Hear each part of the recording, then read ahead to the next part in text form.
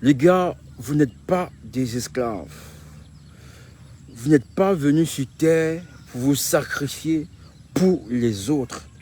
Dans cette vidéo, on va discuter un peu, on va parler un peu de ceux et celles qui travaillent nuit et jour, qui travaillent depuis des années parce qu'ils viennent des familles pauvres. Ils ont décidé que toute leur vie, ils vont s'occuper de leur famille.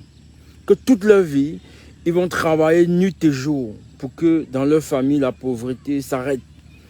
Mais il y a une vérité. La vérité, c'est quoi? C'est que vous ne pouvez pas vous sacrifier pour votre famille toute votre vie. Il y a des moments où vous devez mettre une pause. Vous devez mettre une pause pour penser à vous. Vous devez mettre une pause pour vous ressourcer. Je dis ça parce que je connais des gens qui travaillent depuis 20 ans, depuis 25 ans. Ils ont tous ce message que je viens d'une famille pauvre, je n'ai pas droit à m'amuser, je n'ai pas droit à prendre des loisirs et tout ça. À avoir des loisirs. Ce que je trouve aberrant. Si tu travailles dur, mon frère, il faut qu'à un moment où tu t'arrêtes, tu penses à toi. Tu n'es pas un esclave. Et personne n'est venu sur terre pour souffrir pour une autre personne. Personne n'est venu sur terre pour souffrir pour une autre personne. La preuve, si des gens étaient venus sur terre pour souffrir pour d'autres personnes, c'est que nous n'en serions pas là. C'est que parmi nous, personne ne souffre. Hein. Oui, c'est que parmi nous, personne ne souffre. Donc, à un moment donné, on s'arrête, on pense à soi. Parce que, imagine, tu travailles tous les jours. Tous les jours, tu travailles. Il y aura des moments où ton corps va s'arrêter. Il y aura des moments où tout va s'arrêter. Tu n'auras plus de force.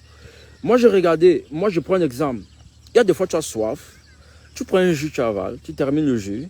Tu reprends une bouteille, tu termines le jus. Et tu as toujours soif.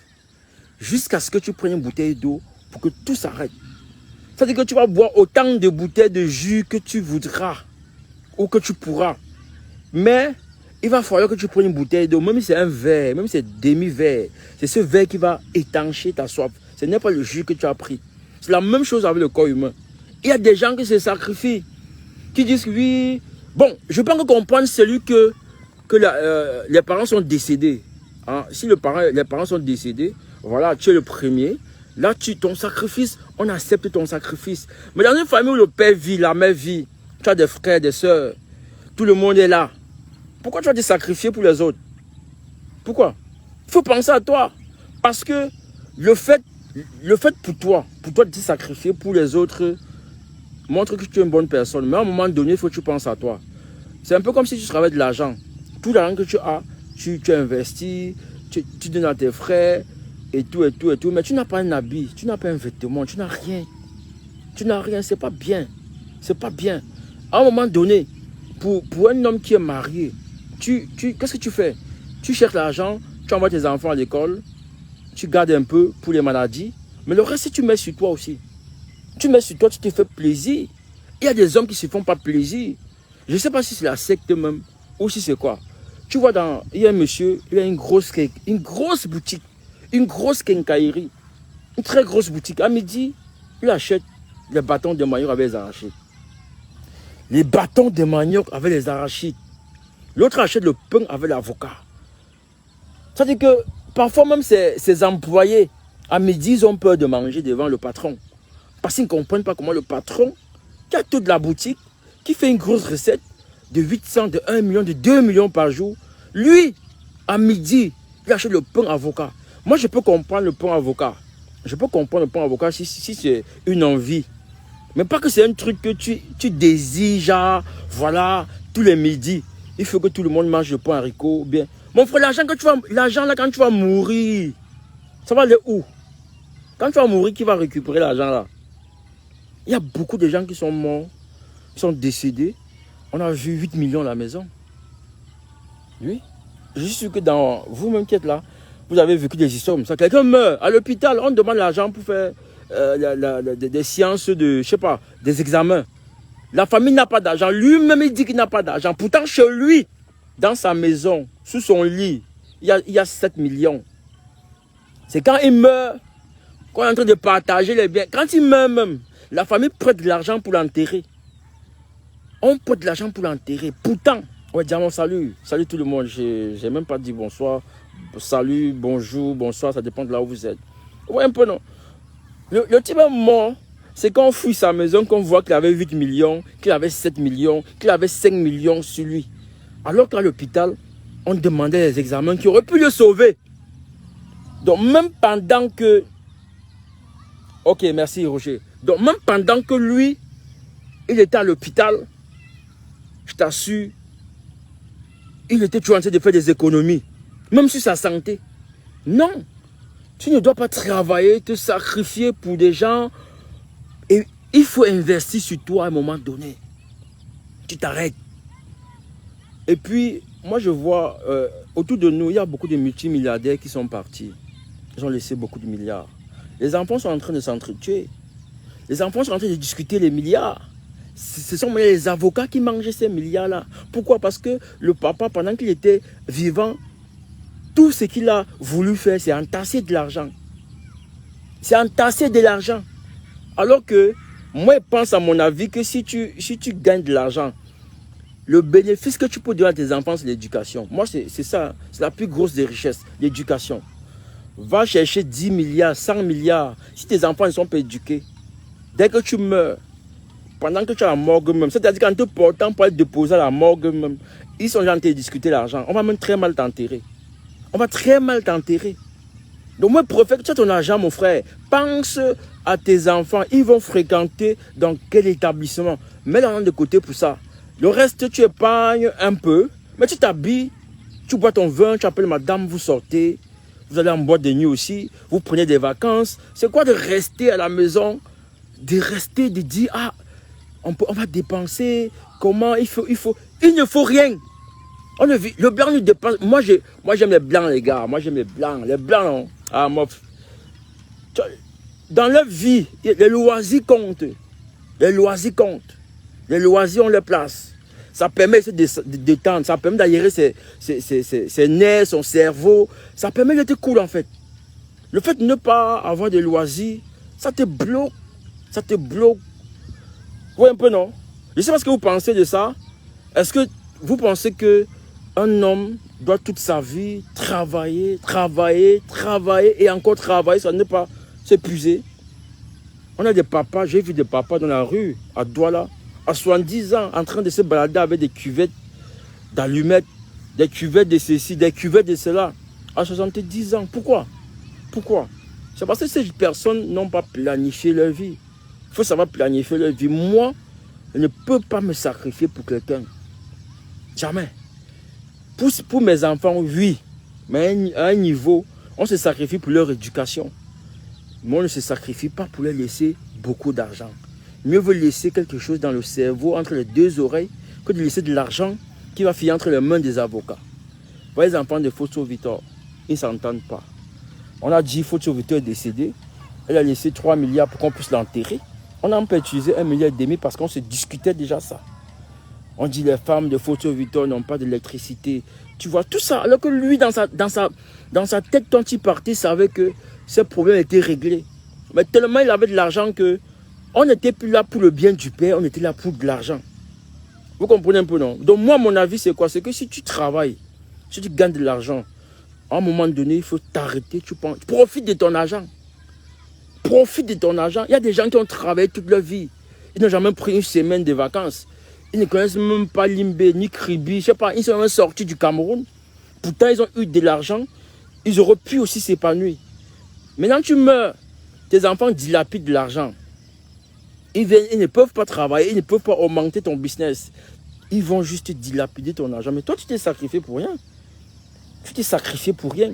Amasser trop de richesses pour soi-disant soigner la vie de ses enfants peut encore créer des problèmes à ces enfants-là. Ça se comprend un peu. Amasser beaucoup de richesses peut encore devenir un problème pour ta propre famille. C'est pourquoi les Blancs, ils ont créé ce qu'on appelle l'éducation financière. On apprend les gens à manipuler de l'argent. On apprend les gens à bien se tenir face à l'argent. Pas l'argent, dit c'est le diable, c'est le nerf de la guerre. Mais il y a des gens parmi nous que tu donnes 1 milliard. Il met dans sa poche, il marche partout avec. Il est tranquille. Je dis bien, il y a des gens, hein, tu les croises là. Tu donnes 1 milliard. Il peut se balader dans tout droit avec 1 milliard sur lui, sans avoir peur. Il y a des gens à qui tu remets seulement 200 000. Toute la ville va savoir qu'il a 200 000 sur lui. Toute la ville va être au courant. Peut-être qu'il ne va pas parler, peut-être qu'il ne va pas crier qu'il a de l'argent sur lui, mais sa manière de faire, son attitude, son comportement va pousser des gens à le suspecter. Comme pour dire quoi? Ne travaillez pas seulement pour que vos enfants soient heureux. Ne travaillez pas seulement pour que tout le monde soit fier de vous. À un moment donné, travaillez pour être heureux vous-même. Prenez du temps pour vous, faites-vous plaisir. Si vous voyez une paire de chaussures qui vous plaît, achetez-vous cette paire-là aussi. Habillez-vous aussi bien. Sentez-vous bien dans votre peau. Souvent, on ne peut pas, même dans la pauvreté, on peut être heureux. Vous comprenez un peu? Il ne faut pas que, il y a des gens qui ne peuvent pas s'acheter une paire de chaussures, une très bonne paire de chaussures, une très belle veste. Parce qu'ils disent que non, il faut que ma tante, mon oncle, tu n'es pas venu au monde pour ta tante ou pour ton oncle. Vous m'excusez les gars, parce qu'il y a quelqu'un qui me dit non et tout et tout. Oui, c'est vrai. C'est vrai. Si vous n'êtes pas bien, comment est-ce que vous allez travailler? Si vous n'êtes pas bien dans votre peau, dans votre tête, comment est-ce que vous allez travailler? Est-ce que vous savez, il y a des gens qui, pour être efficaces, doivent être bien habillés, doivent être bien coiffés. C'est-à-dire que dès que tu donnes le minimum, qu'il est propre, et en ce moment-là, il dégage l'énergie, il peut travailler, il peut même monter au ciel et revenir chaque jour. Donc prenez du temps pour vous-même, prenez du temps pour être heureux. Je dis ça parce que je connais des gens qui, depuis qu'ils sont nés, ils ne font que travailler. Et ils n'ont même jamais eu de l'argent. Vous voyez un peu, non? Oui, Marthe. Il y a des gens qui travaillent depuis, mais parce que tu ne peux pas avoir... Si on devait avoir des milliardaires au monde, les Africains devaient être les plus riches. Parce qu'il y a des familles où la mère est au marché depuis 30 ans. Le père a la boutique depuis 50 ans. Mais ils n'ont jamais eu 50 millions. Mais ils travaillent chaque jour. À un moment donné, il faut fermer. Tu fermes. Tu prends une semaine avec la mère. Vous partez à Limbe. Une semaine. Vous n'allez pas mourir. L'argent ne va pas finir. La seule chose qu'on laisse avant de mourir, c'est l'argent. Tu peux tout amasser. La preuve, quand tu fais un accident, le benskiner vient d'abord te fouiller. Si tu fais l'accident avec 10 millions sur toi, tes enfants ne sauront jamais où sont passés les 10 millions. Le benskiner qui va te retrouver couché ou allongé quelque part, va d'abord récupérer cet argent-là. Il va d'abord récupérer cet argent. C'est pourquoi je dis aux gens que ce n'est pas normal de ne pas penser à vous.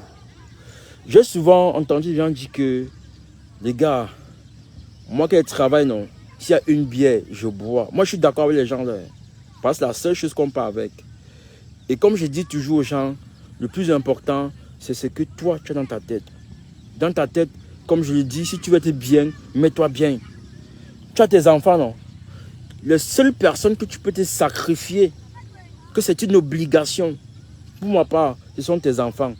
Peut-être ton père, ta mère, mais tes frères, tu n'es pas obligé de te sacrifier pour tes frères. C'est le rôle de ton père et ta mère. Donc si tu viens maintenant, aider tes frères et tes soeurs, tu es en train d'aider tes parents indirectement. Mais sinon, c'est à ton père et à ta mère de s'occuper de ton frère. Vous comprenez un peu? Donc moi je dis que si toi, tu es jeune, tu as des enfants, bats-toi pour tes enfants. À un niveau, l'éducation. Mets un peu d'argent pour les petits problèmes, voilà. Il peut avoir une maladie, un enfant peut vouloir voyager. Mais le reste là, mets ça sur toi. Habite-toi.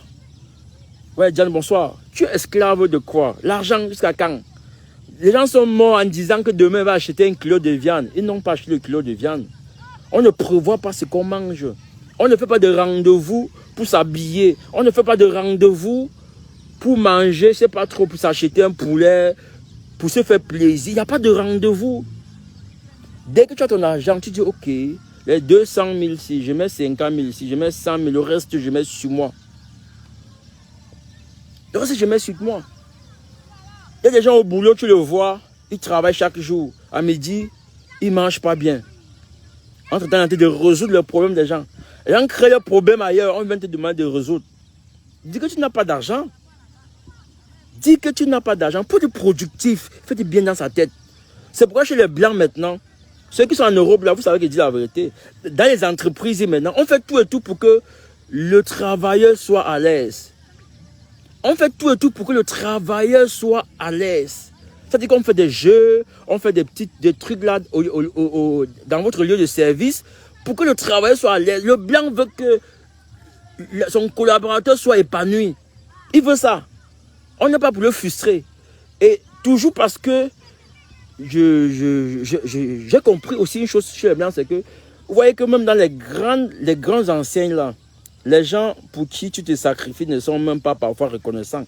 Voilà, Corinne, ils ne sont même pas reconnaissants. Ils s'en foutent. Vous-même qui êtes là, quand vous envoyez 50 €, 50 € qui est parfois l'équivalent d'une journée de travail à un petit frère qui est au quartier, ou bien 100 €, il voit 65 000. Mais lui ne sait pas que c'est peut-être 2 jours de travail, ou 3 jours, ou 4 jours de travail pour certaines personnes. Ceux qui n'ont pas encore les papiers. Quand tu envoies, il simplifie, non? Mais il ne sait pas comment tu souffres. Il ne sait pas comment tu fais. Mais le soir, au bar, il met en statut les grosses Guinness, les cuvettes des Guinness. Il met ça en statut. Mais il ne sait pas comment tu souffres. Il ne sait pas que parfois, pour envoyer cet argent-là, tu as refusé d'acheter une veste. Tu as refusé d'acheter une paire de chaussures. Ils ne savent pas ça. Donc pour moi, je dis que, gars, on n'est pas venus au monde ensemble. Nous ne sommes pas les jumeaux. On n'est pas des jumeaux. Chacun de nous est venu de son côté. Maintenant, tu as un problème, il peut te dépanner, mais je ne peux pas travailler pour résoudre tes problèmes. Les seules personnes pour qui moi j'ai des engagements, ce sont mes enfants, mes parents. Le reste, c'est spontané. Le reste, c'est spontané. On ne se sacrifie pas. Maintenant, si tu es dans une famille où les parents sont décédés et que tu es l'aîné, tu peux te sacrifier. Hein, tu envoies tout le monde à l'école. Là-bas, ça se comprend. Mais dans une famille, le père, la mère vit. Chacun ses 2 pieds, ses 2 mains. Moi, parce que je suis en bain. Même si je suis en bain, je peux vous aider. Si moi j'étais en bain aujourd'hui, que j'ai de la famille, je vous appelle chacun, je dis ok. Je vous donne un... Donc, moi, si vous êtes 4, je propose 2 millions. Une année, je vous donne 500 000. Je vous dis, ne m'appelez plus jamais. Ne m'appelez plus jamais. Je vous dis ça cash. Cash. Il y a des gens en Europe qui sont devenus comme des... Comment on peut dire? Des porte-monnaies. Hein? Des porte-monnaies. Donc il y a un petit problème, on les appelle. Il y a un petit truc, on les appelle. Parfois même quand on t'appelle au pays pour t'annoncer une bonne nouvelle, tu as peur. Parce que tout le temps qu'on t'a appelé, on a fait que te demander de l'argent. On a fait que te poser des problèmes. Donc le jour qu'on va même te poser, te donner une bonne nouvelle, tu as peur. Tu sais pas. Parfois tu ne décroches pas alors qu'on veut t'annoncer une bonne nouvelle. Tu vois un peu? Il y a des gens qui vont accoucher pour dire, ok, l'enfant maintenant s'appelle Karine. Hein, Karine Gueffo, on t'a surnommé, hein? On t'a accouché ici. Donc moi je dis que si tu es au pays, n'importe où, tu travailles ton argent, investis ton argent sur tes enfants, mets un peu de côté. Le reste, tu t'habilles. Mon ami Patou est bon, il ne joue pas avec son habit. Il ne joue pas avec ses fringues. Le gars Patou, tu mets sur toi, gars. C'est ton argent, toi qui produis cet argent-là. Hein? Pas que tu te sacrifies tout le temps. Tout le temps, on t'appelle, tu ne dors pas. Tu portes des habits de... je sais pas, tu es dans les magasins de soldes, la friperie. Mais les gars, maintenant, ne travaillent plus à cause de toi. On sait que tu es là. On sait que un peu, on t'appelle pour poser un problème. Tu résous. On n'est pas venu résoudre les problèmes des gens. On n'est pas venu résoudre les problèmes de qui que ce soit. On vient, on donne un coup de main, mais on s'occupe de soi. On s'occupe de sa vie. Moi, je n'ai d'obligation que sur mes mounas. Mais eux, c'est l'éducation. C'est l'éducation, l'école. Voilà comme mon obligation. Je ne veux pas... Mon frère, le blanc même dans sa tête, il ne work pas pour laisser une fortune à ses enfants. La fortune qu'il laisse à ses enfants, c'est dans le cerveau. Il y a des blancs qui avaient de l'argent. Quand ils sont décédés, ils ont mis leur bien, ils ont donné, ils ont légué leur fortune aux associations, aux ONG. Aux enfants, ils ont dit que non, tu as fait, je sais pas trop, tu as fait Harvard, tu as fait ceci. Et oui, la vie c'est un tout, il n'y a pas de ralenti dans la mort. Mais justement, pas tout. Tu vois un peu? Il y a des gens qui se sacrifient, ils ne peuvent pas s'habiller. Ils ne peuvent même pas s'habiller. Je dis bien ceci, moi, je peux pas me sacrifier pour les gens. Hein. Tu peux te sacrifier pour ta maison, c'est ta maison, c'est ton plaisir. Pour t'acheter une voiture, oui, c'est ta voiture. Mais je ne peux pas me sacrifier pour construire la maison de mon petit frère. Pour construire la maison de ma petite soeur. Non, non. Tu peux te sacrifier pour construire une maison à ta mère, à ton père. C'est normal. Mais les autres doivent travailler. On peut encore se sacrifier pour aider un frère à monter son business parce qu'on voit qu'il est en train de se battre. Mais on ne doit pas se sacrifier si un gars se lève le matin, il est au bar, Paris Foot, quand tu envoies 100 €, il ne t'appelle plus. À partir du 25, il te klaxonne, il te dit bonjour, il envoie, il commente tes trucs, il like tes photos. Parfois la photo que tu as mis le mois passé, que tu as oublié, il vient mettre un j'aime en bas pour que tu sentes qu'il vit. Donc ta photo qui a fait 3 mois, il dislike, il relike encore. Pour que Facebook t'envoie le message qu'on a liké ta photo. Tu vois un peu non? Voilà la stratégie des gars. Il relike ta photo. Ou bien, il repartage ta photo. Ton petit frère repartage ta photo. À la fin du mois, il vient repartager ta photo. Et quand tu te connais, tu dis non, on a repartagé. Tu dis ah, tu vois que ouais, c'est Christian, encore le gars. Tu comprends ce qu'il veut. Il te dit qu'il y a là. Il te dit c'est la fin du mois. Vous voyez un peu non? Donc pour dire que mon frère, dans la vie, comme je l'explique, on ne doit pas se sacrifier pour tout le monde. Ou tout le temps. Tout le temps, non. Non, non, non, non, non.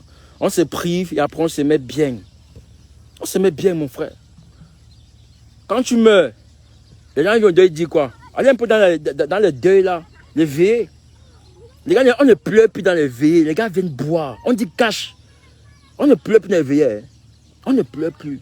Les gars viennent boire le vin. Donc, les mentalités ont changé depuis. Ne venez pas sur terre vous faire.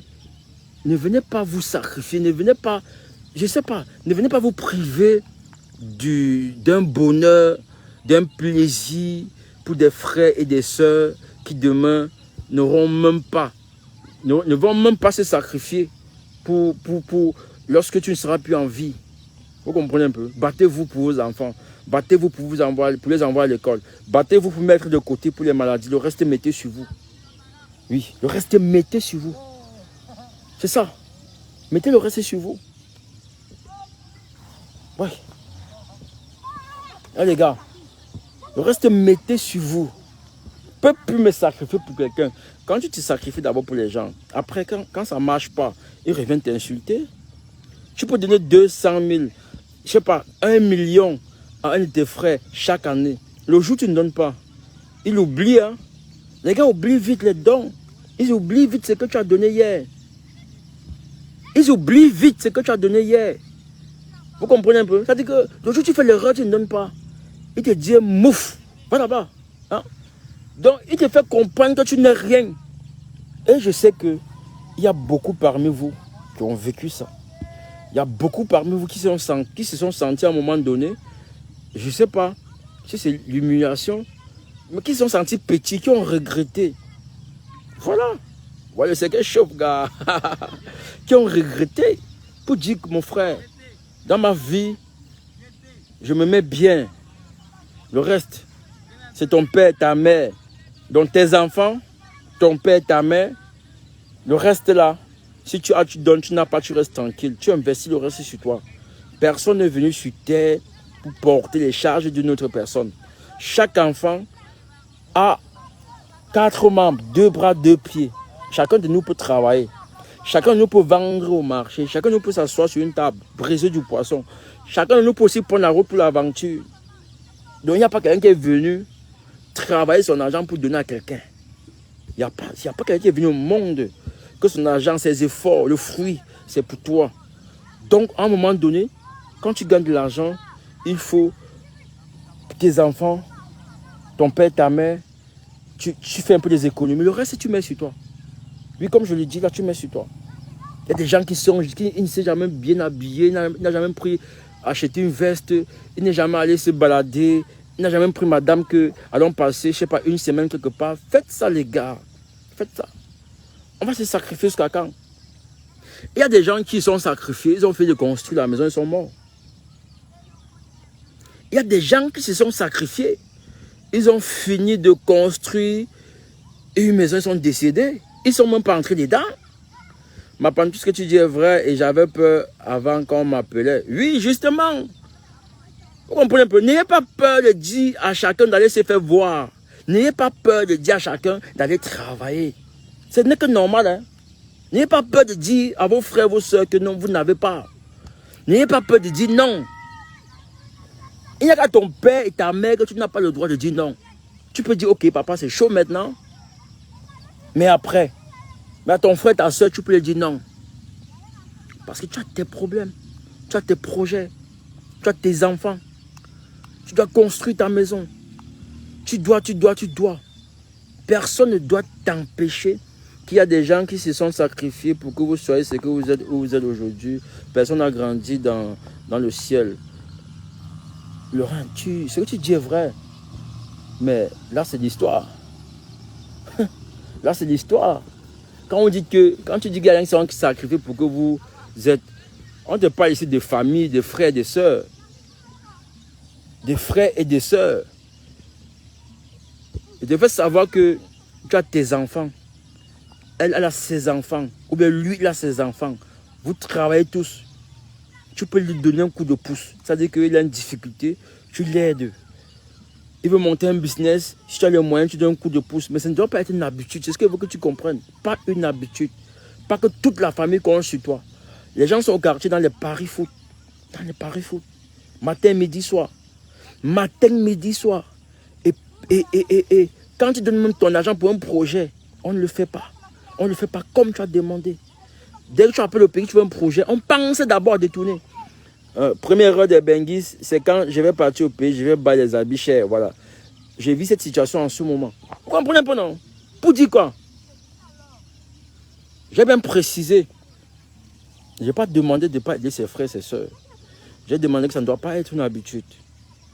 Ça ne doit pas être une habitude. Vous n'êtes pas une banque ou un portefeuille. Vous comprenez? Si tu as un frère, une soeur qui est défaillant, handicapé, qui est malade, oui, ça peut devenir une charge. Parce que la personne ne peut pas travailler. Mais si quelqu'un peut travailler, qu'il aille travailler. C'est ce que je dis. Si quelqu'un peut travailler, qu'il aille travailler. Dites-lui ça, qu'il aille travailler. Dites non. Dites que vous n'avez pas. Dites que c'est impossible. Dites ça. Vous pensez que le blanc fait comment pour s'en sortir? Vous pensez que les blancs aident leurs petits frères? Vous êtes le pays des blancs, non? Les blancs aident leurs petits frères. Le blanc aide sa mère. Sa mère d'aller se faire foutre. Sa mère vient chez lui et dit que maman, il faut rentrer. Oui, vous vivez ça, non? Pourquoi? Ils ont compris que dans la vie, chacun de nous a le droit de manger ce qu'il a travaillé. De manger ce qu'il a travaillé. On ne vit pas pour manger ce que l'autre a travaillé. Vous comprenez un peu, non? Voilà ma vérité là-bas, c'est ce que je voulais dire. Je n'ai pas demandé qu'on n'aide pas quelqu'un, qu'on n'aide pas ses frères. J'ai dit, personne n'est venu travailler pour une autre personne. C'est tes enfants, ton père, ta mère. Ensuite, c'est toi-même. C'est toi-même. Quand tu as fini de te reposer, tu as fini de t'habiller, de profiter de la vie, c'est un peu d'un point frais. Que voilà, vas-y aussi. Si un frère a un enfant qui est malade, qu'on est en train de... voilà, la maladie, ça l'épuise financièrement, tu peux lui donner un coup de pouce. Mais vous êtes conscient des gens que ils veulent un salaire de vous chaque mois. Vous en baignez, mais ils veulent un salaire chaque mois de vous. Chaque mois, ils t'appellent. Ils veulent 50 000. Ils sont 3, ça fait 150 000. Tu peux donner 150 000 à tes frères et tes soeurs chaque mois, sans un jour être en colère. C'est un jour qui demande, mais pourquoi tout le temps ils me demandent l'argent et tout et tout. Non, vous ne pouvez pas. C'est une mauvaise habitude. Et c'est parce que vous-même, vous les avez habitués. Dès que vous arrivez en beigne, tu parles un peu à quelqu'un, bon, je vais t'envoyer 100 €. Je vais t'envoyer 100 €. Vous faites, ils s'habituent aux 100 €. Le jour où tu n'as pas, devient un problème. Ça devient un problème le jour où tu n'as pas. Donc arrangez-vous à ne plus donner de l'argent n'importe comment. Arrangez-vous à investir sur l'éducation de vos enfants. Il ne faut même pas que vous dites que je vais laisser 4 milliards pour mes enfants. Non. Mettez ça dans leur cerveau. Quand vous laissez l'argent et que vous n'avez rien mis dans leur cerveau, c'est l'argent des avocats. Oui, l'argent que vous mettez de côté, 2 milliards, 4 milliards, quand vous ne mettez pas ça dans l'éducation des enfants, cet argent que vous avez laissé, c'est pour les avocats. Vous comprenez? Pour les avocats. Combien de familles aujourd'hui sont en procès parce que les parents n'ont pas pu mettre de l'ordre dans le cerveau des enfants? Combien de familles, vous savez, non? Plusieurs familles aujourd'hui sont au tribunal, en train de se déchirer, en train de disputer, en train de parler des biens. Le papa est dans sa tombe, c'est parce qu'il ne peut pas se lever. S'il ne va pas se lever, aller prendre l'argent à partager. Oui, c'est pas prison. Sa richesse est haut. Il sont pas prison, son argent est haut. Quand vous passez dans sa polyclinique là, c'est comme si c'est la forêt, gars. Quand vous passez là-bas, c'est comme si c'est la forêt. Dans sa polyclinique, c'est pas prison. Alors que c'était l'une des grosses. Tu te prives, tu envoies. Ils utilisent ça pour investir, mais le jour que tu as un PB, tu rentres au pays, tu n'as rien investi, ces mêmes gens t'insultent, ça te dit comment tu es allé jouer la vie, tu n'as rien foutu, tu deviens la risée. Justement, il y a même ce commentaire que depuis que Lambeng il a fait quoi? Depuis que Lambeng il a fait quoi? Ouais, un peu non? Il y en a qui disent cela, qu'il est parti en Lambeng, il n'a rien fait. Oh, ceci, cela. Non, non, non, non, non, n'acceptez pas ça les gars. N'acceptez pas ça. C'est pourquoi j'ai dit que vos enfants, vous mettez de côté. Le reste, vous investissez sur vous. Tu investis sur toi. Parce que quand tu vas l'aider à toller sa maison, demain ce sera que toi, tu n'as rien foutu. Il ne va pas dire que tu n'as pas construit au pays parce qu'il a aidé à toller sa maison. Tu as aidé l'autre à faire sa fondation. Tu as aidé l'autre à doter sa femme. Ils ne vont pas dire cela. Ils vont juste voir comment en Europe tu es un vaurien, tu es une prostituée, une bête prostituée, tu es un féman, tu es ceci, tu es gigolo, on t'a mis dehors, tu as fait ça. Ils vont inventer des histoires sur toi et raconter. Mais personne ne va dire que mon toit là c'est grâce à lui. C'est pourquoi il faut être égoïste. Il faut être égoïste.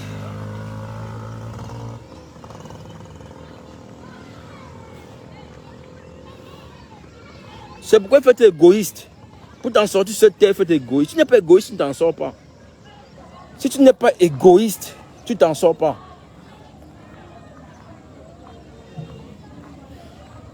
Si tu n'es pas égoïste, tu ne t'en sors pas. C'est dur. Ok les gars, portez-vous bien. À très bientôt. Ciao.